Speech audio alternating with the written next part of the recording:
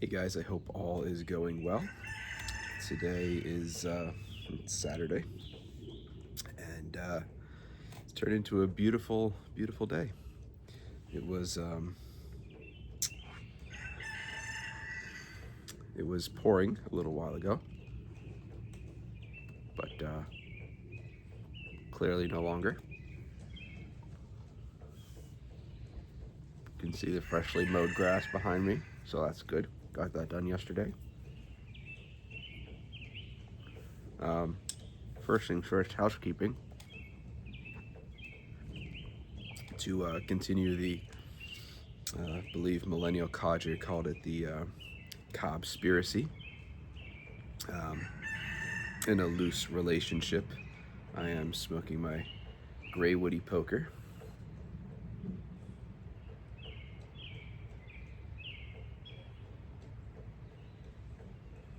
If you're not familiar, the loose relationship is, I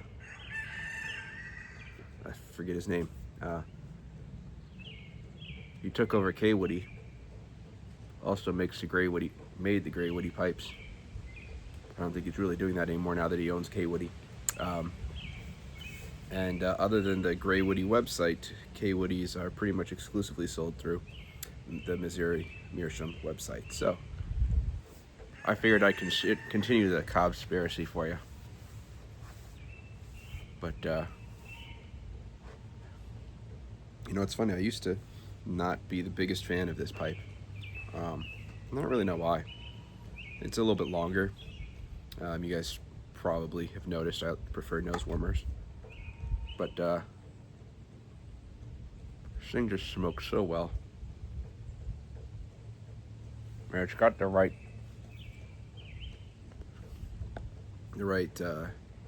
cant for a poker. So it sits up with the bit off. Anyways, great pipe. I do like it. And I actually smoked it yesterday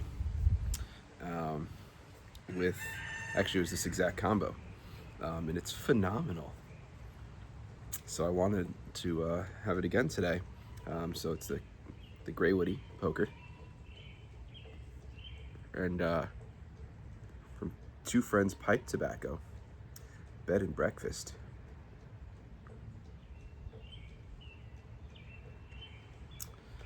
And it's from April of last year, so it's just over a year old. Traditional English blend of red and bright Virginias with fine Oriental leaf, toasted Cavendish, and a pinch of Latakia. Perfect with your morning coffee or an all-day smoking companion. This one is pretty, so the Latakia is,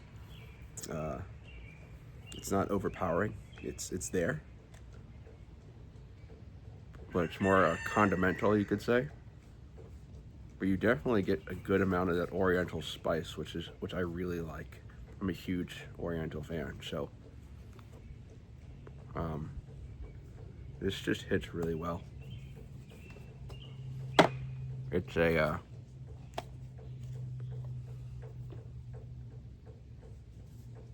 ribbon cut, I guess, but you can see the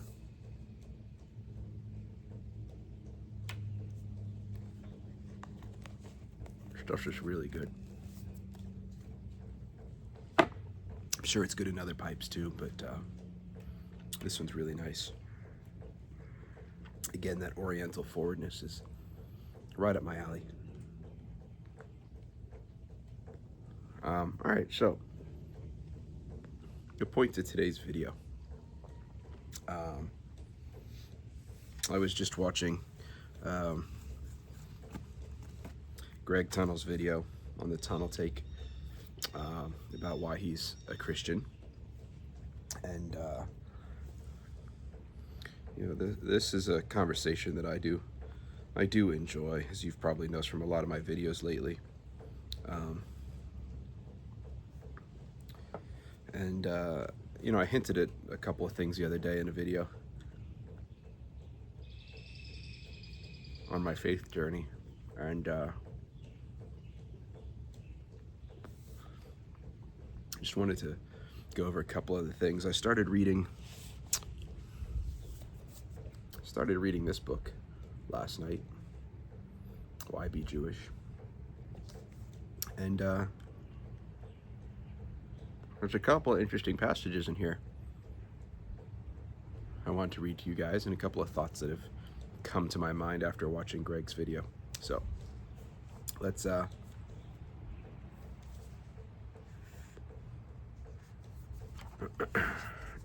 see. So you guys know that I was reading some stuff on Darwin and evolution and all that kind of stuff. So there's a little section here, science and the spirit. I just want to share some of that with you.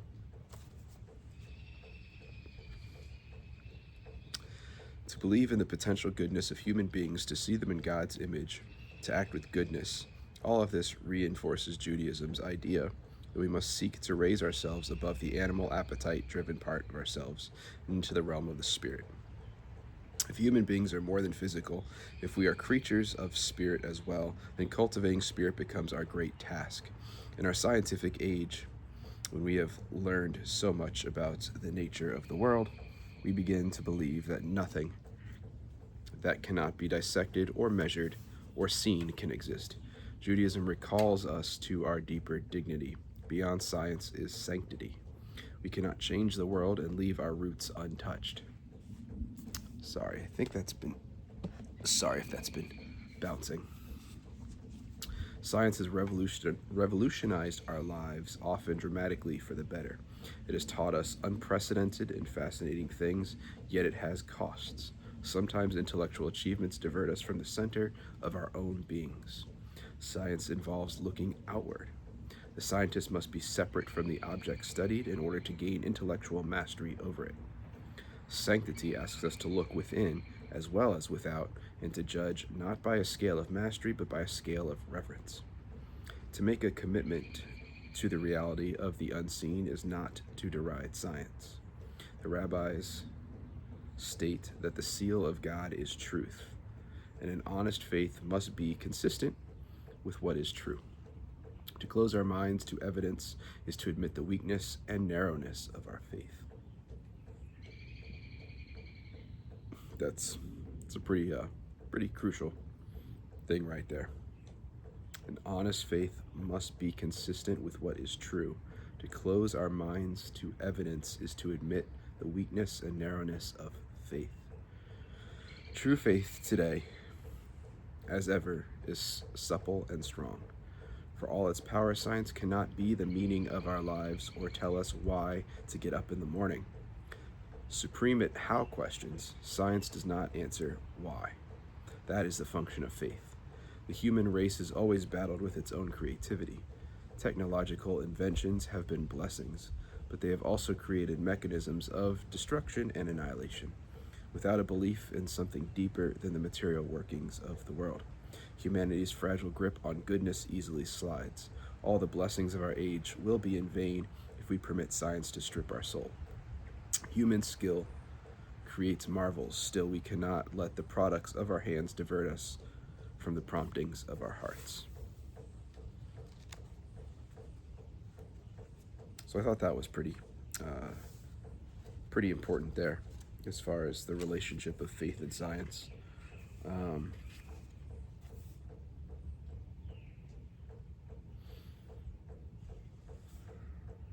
There's a couple other sections I just wanted to read real quick. This is the truth about human nature. Being in God's image is an ambiguous journey. For although God may overflow with goodness, we imperfect reflections of God do not. We are struggling creations who seek to be better. We often fail. Falling into evil is so easy. Judaism is powerfully focused upon goodness because to be good takes work. A single exhortation to be good is not enough. Both our history and the world as we find it today remind us that human beings have enormous appetites for cruelty and destructiveness. Along with cruelty, however, we have strong impulses to goodness. Disentangling the good and the bad within us is perhaps impossible. In an instructive fable, the rabbis of the Talmud imagined that one day the evil impulse in human beings was captured and bound. Suddenly, no one had children, built houses, or took initiative, for our drives are complex and interrelated. Ambition, sexuality, even envy, all of them can be creative or calamitous. Judaism sees human beings as the measure of all things. We have mixed within us the varied and contradictory characteristics of all creation. Judaism does not look on human beings as essentially sinful. Now, up until this point, all of that information relates through Judaism into Christianity. Here's an important difference, though. Judaism does not look on human beings as essentially sinful. Original sin, the view of classical Christianity since Paul and Augustine, seems to condemn us to lose the game before we begin. In this view, all human beings are born sinners, and only unearned grace can save them. In the Jewish tradition, each of us writes his or her own personal moral slate. We do not begin with an unpayable debt. At each moment, we make a moral choice. Our lives are the sums of our actions, tempered by our intention, limited by our endowments, ennobled by our faith. It takes work for human society to be orderly, kind, and decent.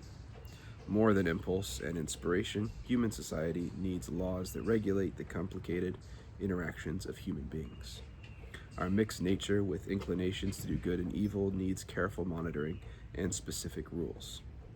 Judaism is a tradition of law, for it is law, sometimes even when we do not feel like observing it, that preserves society and our own souls.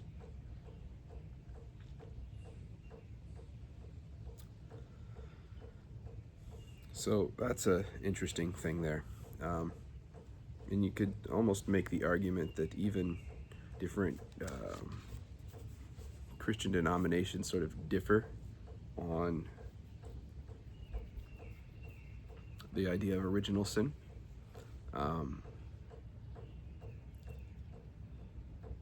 You've got you've got traditions that baptize infants. You've got other traditions that don't. So, some important differences with all that kind of stuff. One other interesting thing that's often talked about is a lot of times people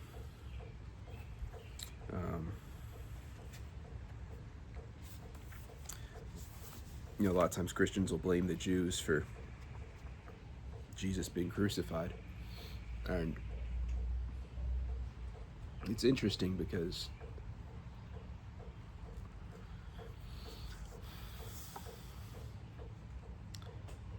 in a way it was another example of the Jewish people being the chosen people, because ultimately if the purpose of Jesus was to be sacrificed, to be the sacrifice,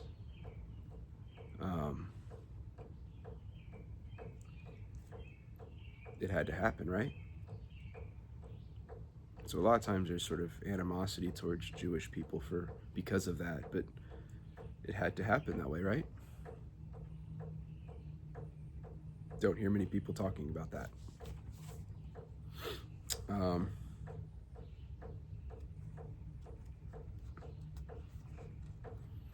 Let's see.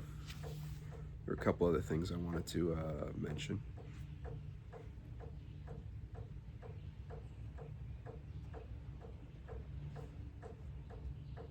Sure, we'll go with this section as well. The challenge of goodness. The first demand made of a Jew is goodness. Nothing else is more important, no command more central. Tied to the consciousness of God is the need to be good. A verse from the biblical book of Leviticus reads, "You shall not pick your vineyard bare, or gather the fallen fruit of the vineyard. You shall leave them for the poor and the stranger. I am the Lord your God." Leviticus 19:10. Why is I am the Lord your God connected to this command?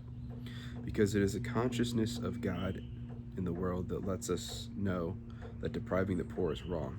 We might be tempted to cruelty anyways, but something more than our momentary gain is at stake. The reminder of God's presence brings an awareness of something greater than ourselves, a hope for goodness, for sanctity.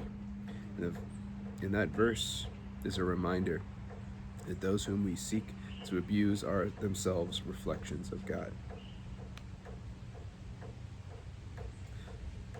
The philosophy of goodness was unique to Judaism. Before Sinai, people assumed that the gods cared only about sacrifice and prayer. They assumed the gods had the same attitude as selfish human beings, caring only for what could be done to them. In ancient civilizations, for those of the Near East to the Greeks and the Romans, human beings were the playthings of the gods, to be used by their divine amusements. Judaism's originality lay in insisting that God cared even more for how we treated other human beings than for how we acted towards God. Goodness is an acknowledgement of the divine in another human being and of human fragility. Judaism urges us to sin against God before we would sin against another who is in God's image. God can bear our sin. We cannot injure God, but we can destroy each other. Our first task, therefore, is kindness towards those who are created in the divine image, the poor, the stranger, the neighbor, and the friend. The Torah cautions us about our behavior toward the stranger no less than 36 times, because it is often the hardest to see God's image in those whom you do not know or understand. Again and again, the people of Israel are reminded that they were strangers in the land of Egypt, and so must treat the stranger with empathy and decency. Feeling the spark of God in one different from you is at the heart of the Jewish message. And I would carry that on to the Christian message as well. The root of proper human interaction is a consciousness of the divine. You will be holy, you shall be holy, for I, the Lord, your God, am holy. Do not deal falsely with one another. True piety towards God is decency towards God's creations. The first step to holiness is goodness. After all the fierceness of human history, we have come to understand that being smart or creative or profound will not make one good. Devotees of literature and music and art have done terrible things to their fellow human beings in this world. The murderous commandants of Auschwitz went home and listened to Bach and Mozart. Philosophy alone will not produce goodness. Does anyone suppose that professors of ethics are nicer people on average than professors of geology or physics? The only thing that produces goodness is a concentrated, sincere commitment to good acts. In the beginning, Judaism emphasizes good deeds because nothing else can replace them. To love justice and decency, to hate cruelty, and to thirst for righteousness, that is the essence of the human task.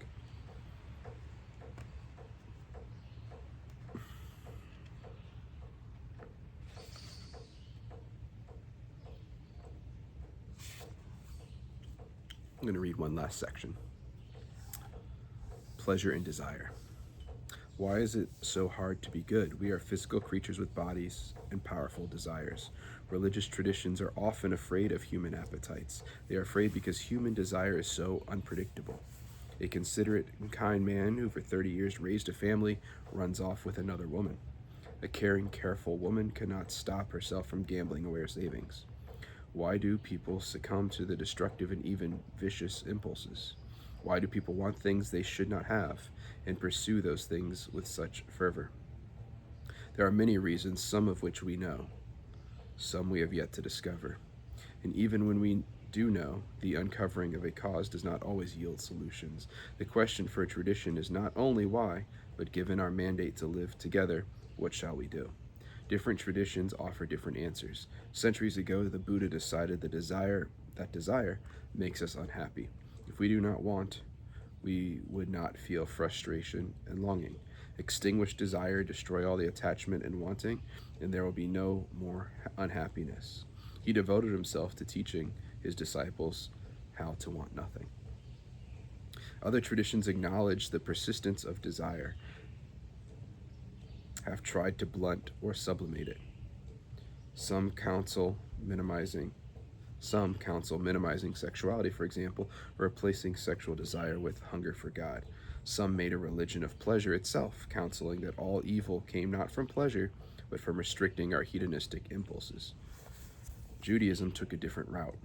Although individual Jews have tried all these strategies, one should try neither to wipe out desire nor to redirect it entirely. Pleasure is permitted, even promoted, but Judaism also asks that it to be disciplined and sanctified. What does it mean to control pleasure? Indulge yourself in all things permitted to you, says the Talmud. Do not shun love. Physical desire and pleasure are a great gift. They are both the pathway to and the expression of deeper intimacy. The very first commandment in the Bible is to be fruitful and multiply. The Jewish tradition does not celebrate the celibate life as an ideal. Like other pleasures, sexuality has the potential to be holy. Desire should not be destroyed. It is part of what makes us human, but our impulses cannot be indiscriminate. We have to channel their expression. The Jewish encouragement of pleasure extends to almost all areas of life. No observant Jew could be like Mahatma Gandhi, who went on long fasts, sustained himself on liquids for weeks or months at a time. On the Sabbath, every Jew is commanded to eat 3 good meals. Dining well is part of celebration of Sabbath. Food, too, is a gift from God. Everyone who has dieted knows the discipline is a difficult but ultimately rewarding path. The person who decides to eat nothing usually fails, even if the diet briefly succeeds. When we try to refrain from everything good and then we fall heavily. How often do those on a strict diet slip slightly and then watch the whole regimen collapse? The calm, slow wisdom of moderation is the Jewish path. People are not all good or all bad. They are not all body or all soul. Their appetites are not constant. A wise life is balanced. Balance has less sparkle than extremism, but balance endures. I really like that last sentence there. As we talked about in my other video, the channel name, the company name, Midway, the middle path, not going for the extremes.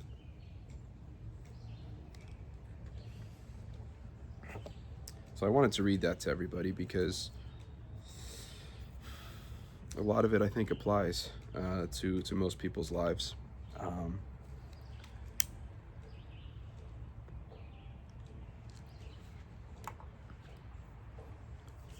As we've gone back and forth and watched some of these discussions, jumping back to Sonoran Slinger and sort of the case against